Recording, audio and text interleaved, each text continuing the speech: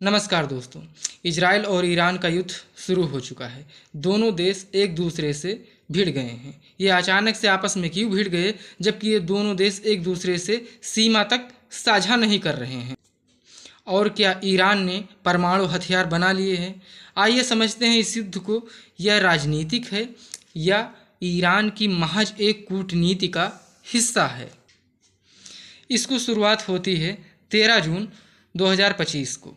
13 जून 2025 को इजरायली सेना ईरान के परमाणु ठिकानों पर ताबड़तोड़ हमले करती है और उसे पूरी तरीके से ध्वस्त कर देती है। इस हमले में ईरान के शीर्ष 10 वैज्ञानिक मारे जाते हैं।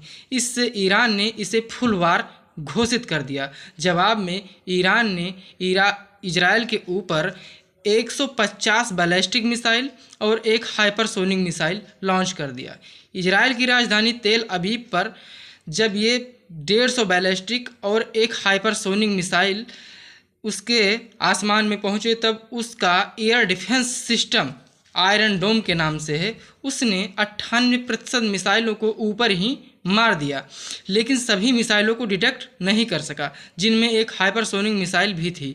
वो तेल अवीव जो इजराइल की राजधानी है, वहाँ की बिल्डिंगों को निशाना बना चुका था, जिससे 10 से 12 बिल्डिंग और कम से कम 5 से 7 लोग इसमें मारे गए। अब आइए समझते हैं, ईरान क्या सिर्फ गाजा और अल अक्सा मस्जिद को आज़ाद कराने के लिए इजराइल जैसे ताकतवर देश से भिड़ गया?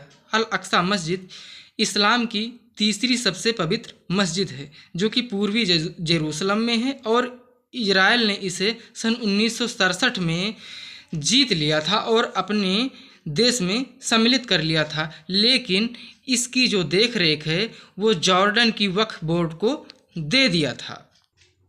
इसे ईरान का कूटनीतिक हिस्सा मैं क्यों कह रहा हूँ, इसे समझने के लिए हमें थोड़ा पीछे चलना होगा।